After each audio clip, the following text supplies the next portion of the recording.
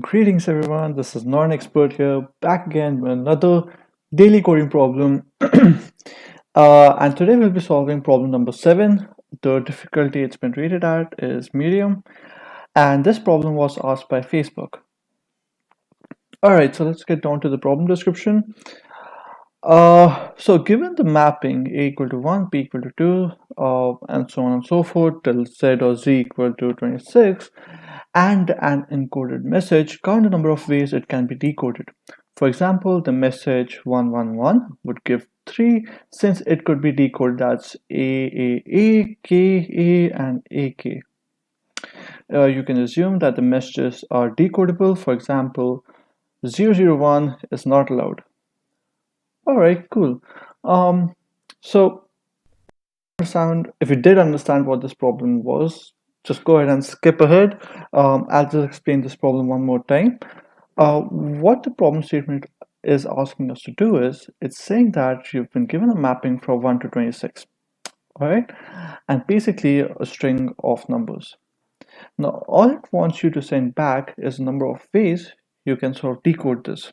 So if you know that a is equal to 1, then you can make a, right? But do note that you can take 2 digits as well.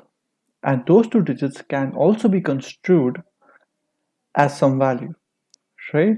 And the only way that they can be construed is if they sort of lie in the domain from 10 to 26. If they're between and inclusive of 10 to 26, if they're between 10 to 26, they can be formulated and decoded out. Otherwise, it's sort of invalid. You cannot decode it using that value, and you'll have to look for a single coverage.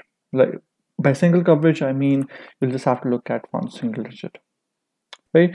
Since 11 can be construed as a character, and the character is K, in which case you'll be able to see that Ka is also a combination which can be made out, and also you can assume that this one is alone, which is A, and this is an 11, which is K.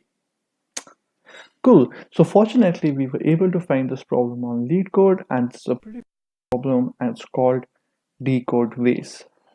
Now I've solved this problem quite a few times, and I'll be solving it again with you guys. So let's get down to it. So before we do that, you can pause the video, look at the problem statement. It's exactly the same. They're saying, for example, if you have 12, the output should be 2, where you can have A and B because A is 1 and B is 2, or you could also consider this as L, which is 12, right? So let's jot down a few of the conditions. So you need to assume that 0 to 9, so 0 to 9 is not actually a thing, so you will say 1 to 9 is going to be a character, right? And also 10 to 26 is going to be a character. The reason why I'm typing this down is because this is going to be for single digits, and this is going to be considered for double digits. Again, if you don't know what this problem is, it's a pretty basic problem, and it's a dynamic programming problem. If you're scared of dynamic programming or DP problems, don't be. They're pretty simple if you get the gist of what you're trying to do. Most of the counting questions where you're sort of counting the number of ways to reach a particular path, or those sort of questions, they're most likely DP problems. And the way we're going to try to solve this today is by using something called as a bottom-up approach. But before we do that, let's start off with a simple approach. And what's the first thing which I always say, right? We always need to start with base conditions. So we have something written down. So our base condition here would be, what if S is not given to us, we return 0, right? I don't think this case would actually suffice. I don't think whether there's an actual test case, but just for the sake of us starting over, we just write this down.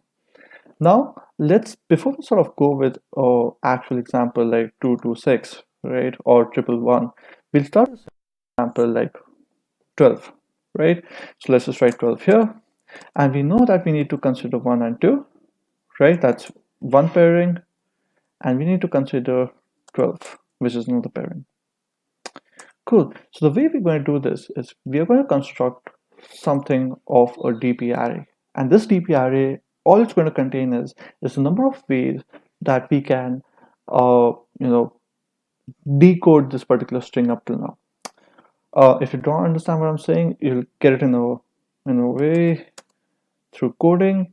And the way we're going to start off with this is we're going to construct a DP array which is going to contain only zeros, right? So we're going to start with zeros, and we're going to construct this array till length of s plus 1.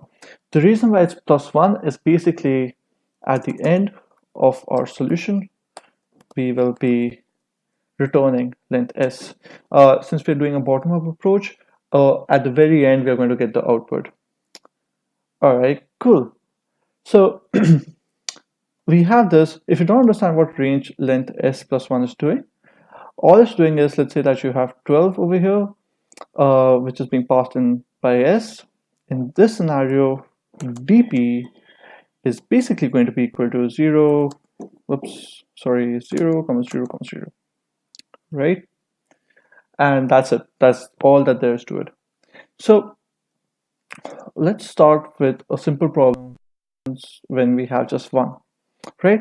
So what happens if we have one? We'll try to break it down as much as we can, and then we'll sort of move forward with that. So what happens if we have one? The answer is supposed to be 1, right? Because you can just convert this into a. So we'll say dp of 0 is equal to 1, always, right? Because it was given to us in the previous and in the mailing list also that 001 is not valid. So we can make this assumption that we're going to get at least from 1 to 1 to 9, right? Everything else is invalid. So yeah, so we can make that assumption. And for 1, what we're going to do is we're going to understand what's going to happen in case we have, let's say, 10, right? In case of 10, I believe the answer should be h. I'm not really too sure, but just some xyz value.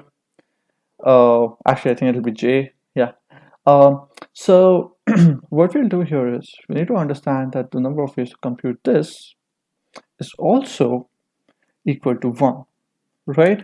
So that's a base condition.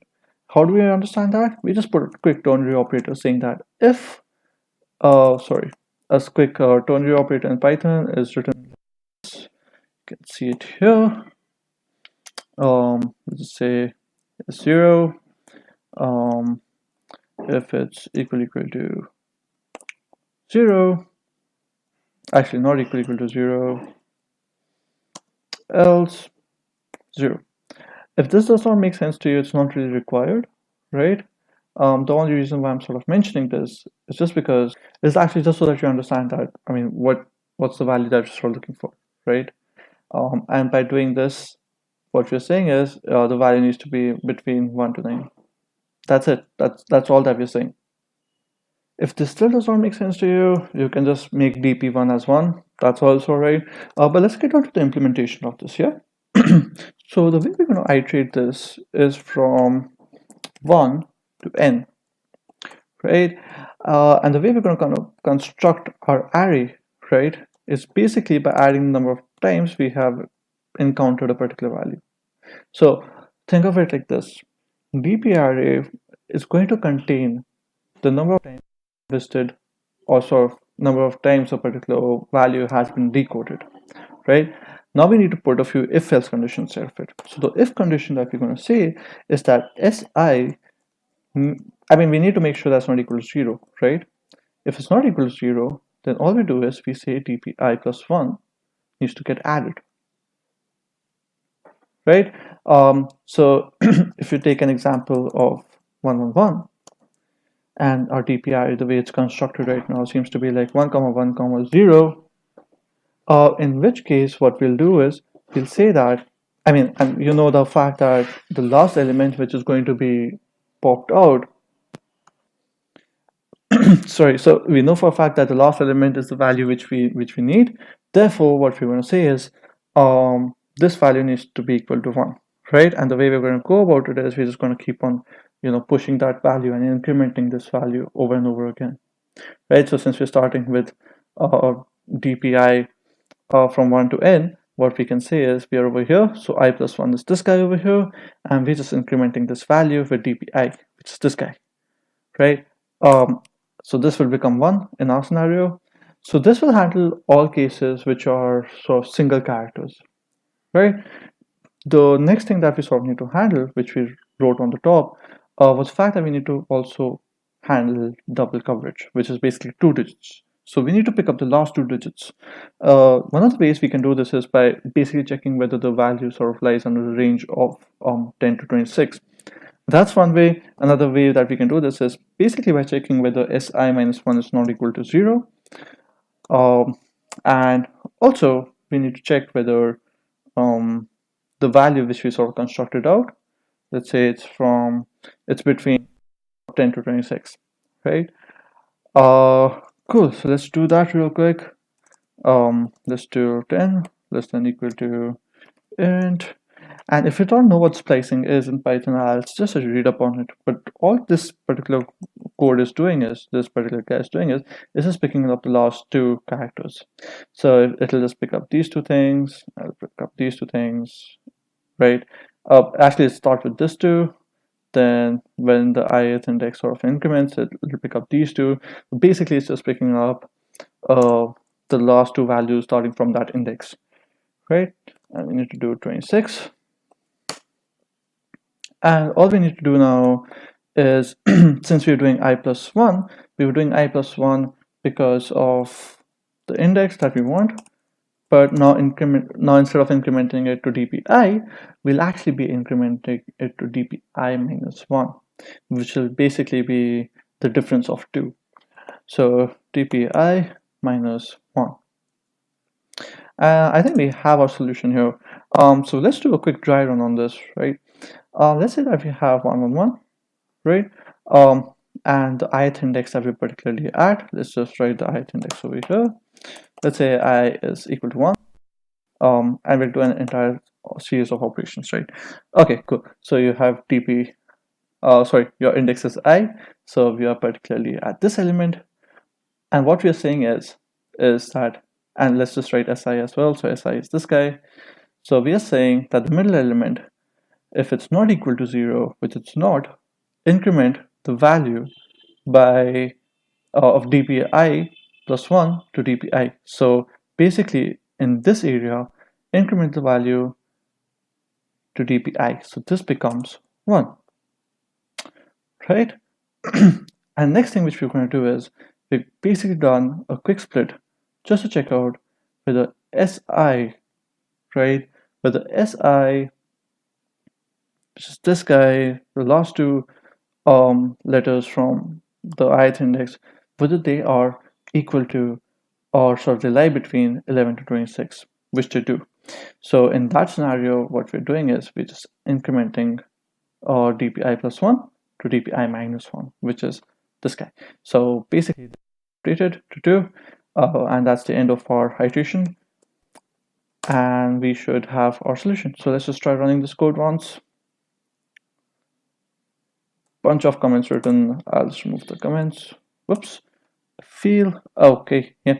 So did not define what n was. That was my fault. Let's try running it again. Cool. And we seem to have our answer. Let's do a quick check for 2 to 6 as well. And what I'll do now is I'll just give a few prints so that you understand what's happening. We'll do print, we'll call index, oops, sorry, I, and we'll also just, just print out the DPRA so we understand what's happening. And as you can see here, with every single iteration, we sort of made our first list, and when we're doing the iteration, you can see that the same flow is sort of flowing through. So what's happened here is you've sort of done a quick check rather on what SI is. So you're starting with 1, SI is, okay, so let's put this print below. Oh, actually, we don't need to do that as well. So this is 2, so it sort of lies inside. It's not equal to 0, so this will get incremented by 1. This particular value gets incremented by 1.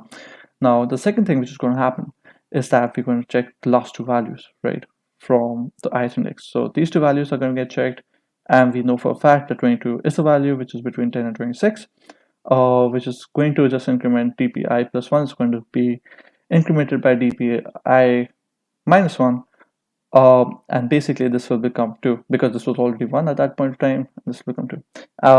And basically that's the series of operations which is going to happen, and then we're going to have our particular output.